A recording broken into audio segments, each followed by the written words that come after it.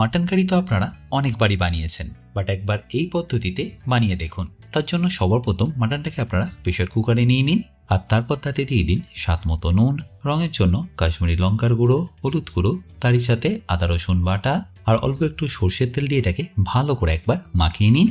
আর মাখানো হয়ে গেলে কোনো রকম জল না দিয়ে এটাকে ডাইরেক্টলি প্রেসার কুকারে সেদ্ধ করে নিন। স্লো ফ্লেমে দেখবেন 5 থেকে 6টা সিটি মারলেই মাটনটা একদম পারফেক্টলি 80% মতো সেদ্ধ হয়ে যাবে। এবারে গ্রেভিটা বানানোর জন্য আমি নিয়ে নিচ্ছি অল্প একটু সর্ষের তেল, তার মধ্যে দিয়ে দেবো কিছু গোটা গরম মশলা যেমন এলাচ আর দারচিনি, তারই সাথে গোটা গোলমরিচ, স্টার আনিস, গোটা জিরে, গোটা ধনে, মৌরি, পোস্ত, শুকনো লঙ্কা আর নারকোল। নারকোলটা এখানে আপনারা ড্রাই কোকোনাটই ব্যবহার করবেন। ব্যাস এবার এটাকে হালকা একটু ভেজে নিয়ে দিয়ে দিতে হবে পেঁয়াজ।